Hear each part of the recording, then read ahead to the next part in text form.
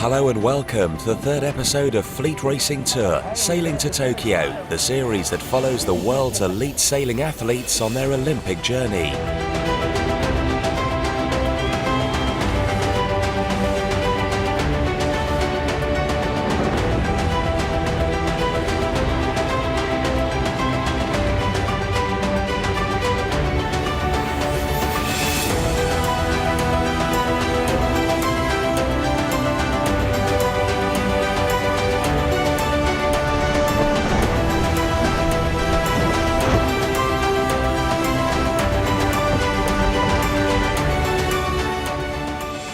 In this episode, we watch the action unfold in the RSX Windsurfing events in the fight for the 2017 RSX European and Youth European Championships and European Open Trophy titles.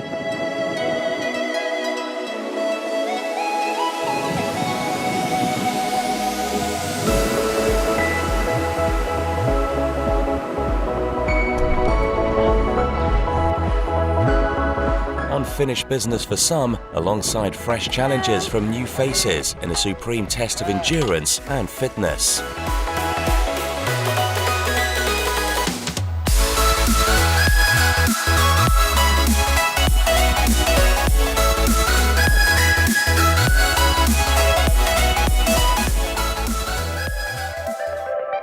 The 2017 RSX European and Youth European Championships and European Open Trophy was hosted at the Yacht Club Point Rouge in Marseille, France.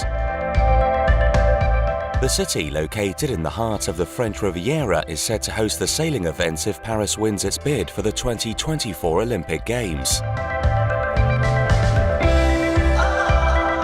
Racing conditions on the bay are renowned, with courses staged on sparkling waters and a sun-drenched city backdrop. It's an extremely important event for Marseille because, as you know, Marseille is European Capital of Sport this year, and so having a European Championship as part of that calendar is a wonderful thing for us. It's an opportunity to see sailors from countries that we don't often meet here in Marseille. We believe that we have a wonderful place to sail, and we like getting people coming from all over the world to sail here. It's also important because Marseille would like to host the 2024 Olympics, and of course this would be a great practice for that event. We'll know in September this year if Paris gets chosen, and if Paris gets chosen, then the sailing events for the Olympics in 2024 will be here in Marseille, and that's what we all want.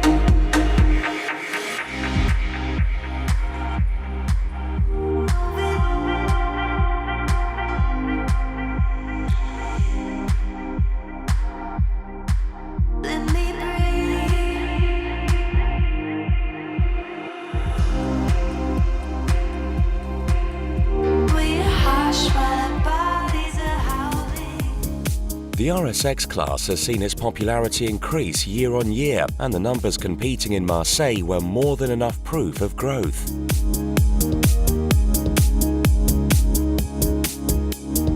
Thomas Goyard, the 2016 European champion, was said to have his work cut out if he hoped to retain his crown on home waters.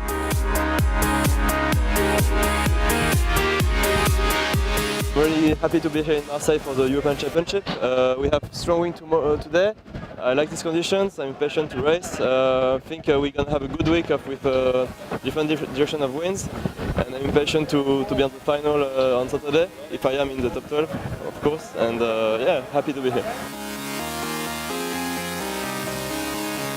The 2016 bronze medalist and world number 9 ranked Paweł Tarnowski from Poland had bounced back from injury after winning the 48th Trofeo Princesa Sofia Rabirostar and appears virtually fully charged to return to form. I had an injury on one of the trainings here in Marseille.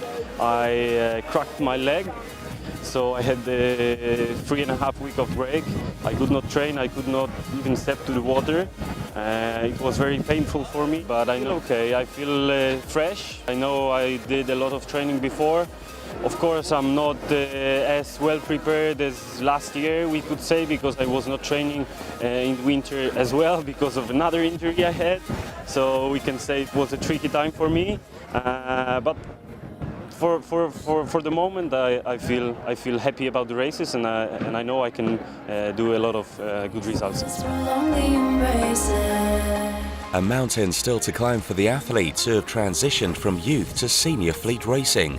New challenges face the 2014 Youth World Champion Emma Wilson and 2016 Youth World Champion Kati Spychakov, who not quite but almost start again as they take the starting line as the rookies in the senior fleet. Wilson has more senior fleet experience and won the under-21 division at last year's Europeans, whilst Israel Spychakov is still pushing forwards.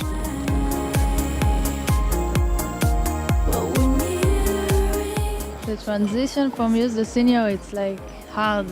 In the youth I was winning, and now I was in the top 5, and it was like not easy, but it was like not hard as the senior fleet, because now if you are not starting good or you do one little mistake, so you're going back and it's hard to be in the top level.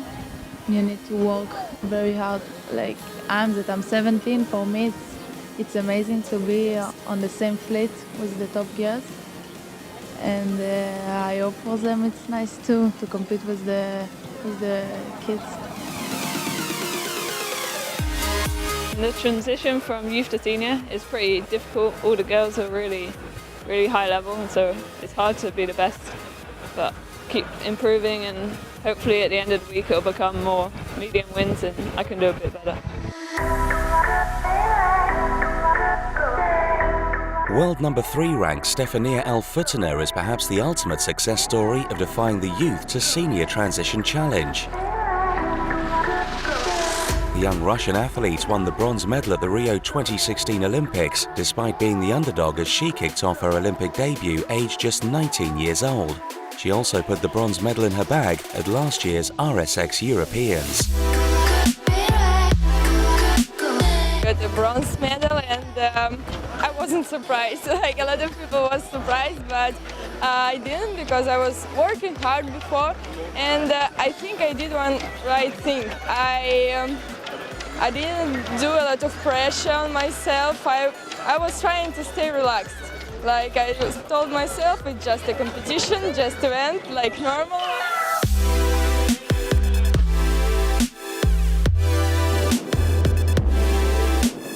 I was sitting with the same girls, women, like before. I was racing before with them for 3 years, so yeah, 3 years.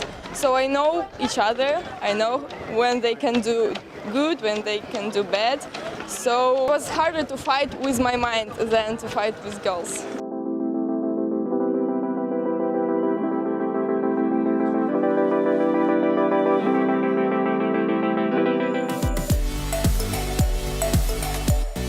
On the other hand, there are athletes competing here at the European Championship with numerous years' experience under their belt. Competing at elite level for over 10 years and scoring front-of-fleet results takes its toll. Many athletes in other sports might be considering the end of their game, but elite-level competition becomes a way of life. And if your body continues to deliver and you continue to rack up top results for yourself and your nation, why change? It's really nice to be experienced and one of the oldest guys, and to see all the young kids pushing, and I think this is the main motivation for me, at least, one of the oldest guy in the fleet, you see the guys, they're always pushing and you still want to be in the top. So it's nice, you have a new blood coming into the sport, which is really, really good. When I look at the result list, some of the girls are born the year that I was already competing in Princess Sofia in 470 class, so that's a little bit funny feeling, but age is just a number, and I think the experience helps me in the racing when it's really extreme conditions.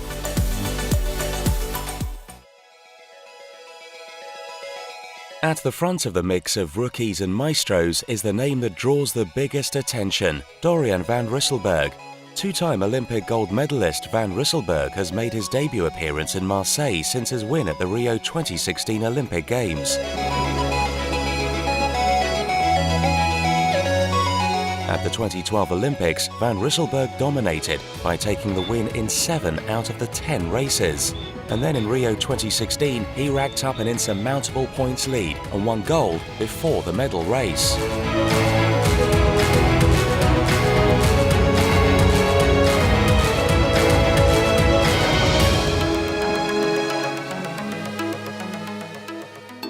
Now let's meet Dorian. My favorite food is boerenkool. My favorite football team is Ajax. Best place for training in the world is Takapuna Beach in New Zealand. My best moment in windsurfing was when I got onto the board when I was 6 years old.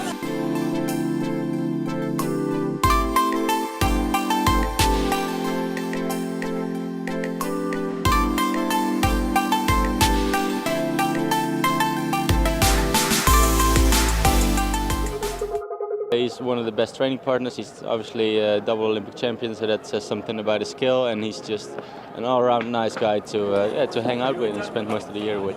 No, we have a pretty good relationship with me, Dora and Aaron. We're pretty good friends, and we're all getting along. And I'm happy for him if he wins. He's happy for me if I win. So yeah, we have a pretty good dynamic in the team. It's nice to have him, of course, in the Dutch team. It's really nice that the team is doing well with Kira and me and Dorian. So I think it stimulates each other to have good results. So yeah, it's nice. 5-time Olympian and 3-time Olympic medalist Nick Dempsey from Great Britain, who has 2 silver medals and a bronze, is also here, but in a completely new role. Like many elite athletes, his transition has been from sailor to coach. 8-9 months since the Olympic Games, and I'm no longer windsurfing, and I'm now have 2 roles actually. I'm a photographer and I'm coaching Makito from Japan. It's been pretty nice actually, much nicer than I thought. You seem to get the same kind of benefits of the racing, and you sort of enjoy the whole scene and are involved that way, but you don't have to work so hard. So yeah, it's really good. I think I get all the kind of the adrenaline and the involvement of the racing through the coaching, which is great. And you know, I have a fantastic project working with Makito towards 2020, and it's you know, it is great. You know, he's improving fast, and I really feel like I'm helping somebody. And we have you know, we have a good goal towards Tokyo, and we're working hard. Same story for Poland's Przemysław Mierzyński, a 3-time Olympian who has enjoyed many moments of glory, including Olympic bronze in 2012. Hugely experienced, last year he was fighting for the European title in Helsinki and is now coaching his old rivals in Poland's RSX men team.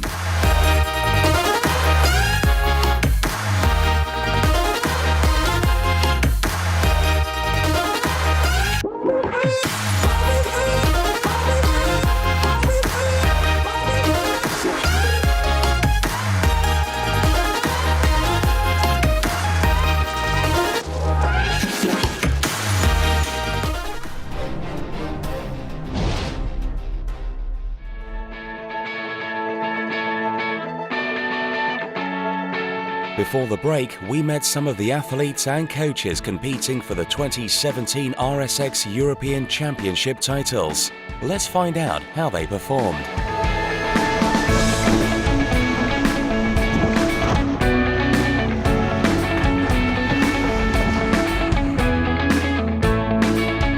During the qualification series, the French Riviera weather threw all sorts at the racetrack. The championship opened with the famous Mistral wind blowing for the entire first day, with winds up to 35 knots testing the stamina of the athletes until near exhaustion.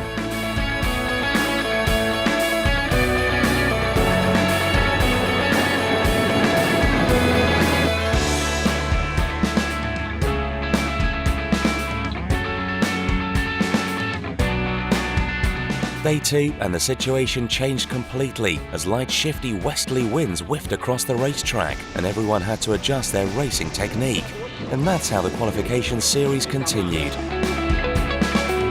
Frustrations for some as each day served up something different and the ultimate test of all-round skills of what racing is all about.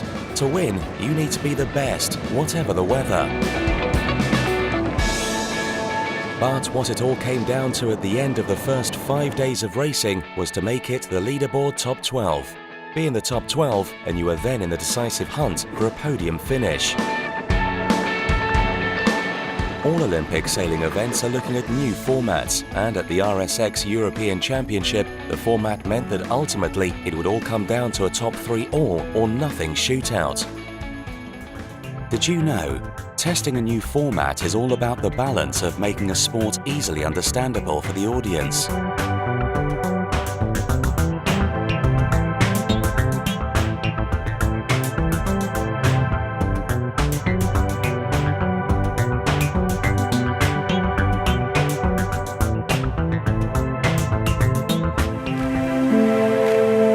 We catch up with the championship action the day before the grand final.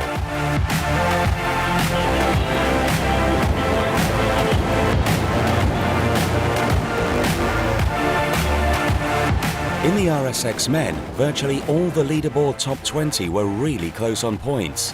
Each point from each race counted, particularly for those at the tail end of the top 12. Greece's Byron Kokolanis scored the first bullet of the day, and with that, he was able to secure a spot in the finals. The experienced Beijing 2008 bronze medalist Zahar Zuberi sailed a conservative race, but enough to qualify as the last of the top 12 advancing to the first elimination round. In the RSX women, after 3 races, 12 athletes from 10 different nations qualified through to the finals. The points leaderboard meant that any of these 10 nations could claim the RSX Women European Championship title. A different story in the RSX men and women youth classes, where 12 out of the 24 slots were claimed by French athletes. However, the Italian Luca Di Tomasi and the Israeli Yarden Isaac, who were in the lead respectively from the first day of the championships, had a different opinion on how the racing might turn out.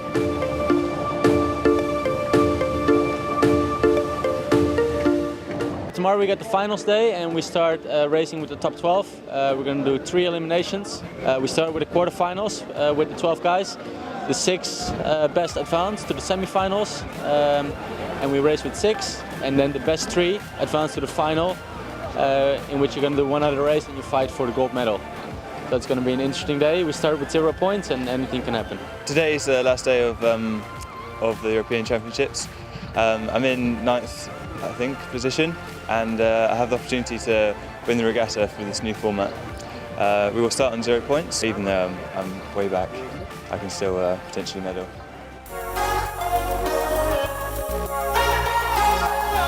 In the RSX Youth Women class, leader of the week's racing had been Israel's Yarden Isaac, who went on to win the finals, leaving Italy's Alessandra Papito and France's Emma Leclerc trailing in 2nd and 3rd.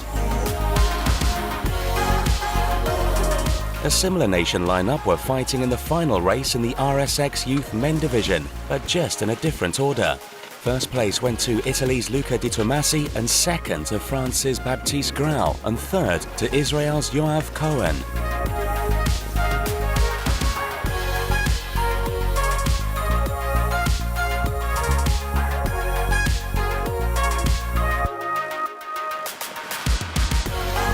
In the RSX Women, the massively experienced Sofia Nuchetti-Klepatska, who won at the Trofeo Princesa Sofia just a month ago, claimed the European Championship victory by a significant 48 points. She finished first in the final race and won the European title, leaving second place to the Rio 2016 bronze medalist Stefania Elfutiner and third to Hong Kong's Heyman Chang.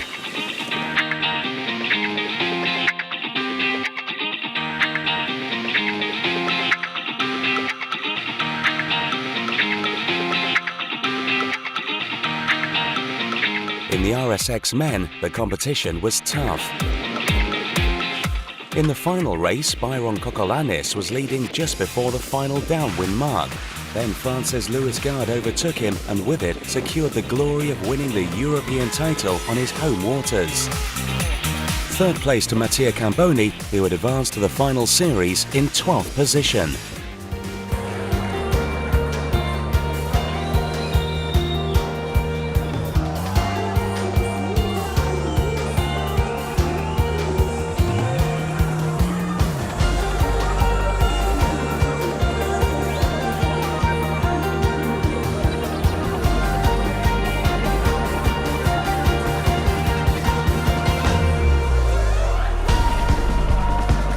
Happy, my performance, it's really good. Another competition I won. What can I say? I'm so happy. The new format was difficult. I knew that I have to do all the job today, so I just tried my best and try to do the best races as I can. So I'm really happy tonight to win this event.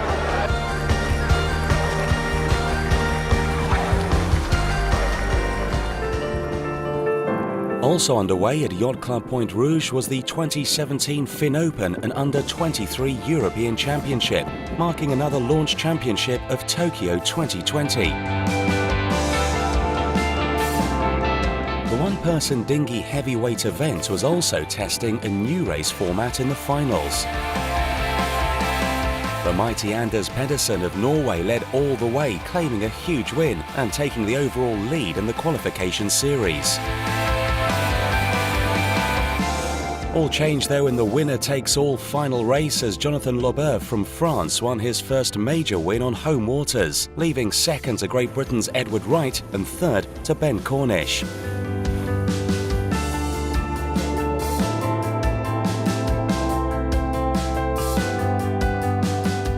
My biggest goal was just a medal, so halfway through the race I decided to cover Anders and let Cornish and the French guy get away and do whatever they needed to do. I just needed to be top three, but I managed to end up with the silver medal, luckily.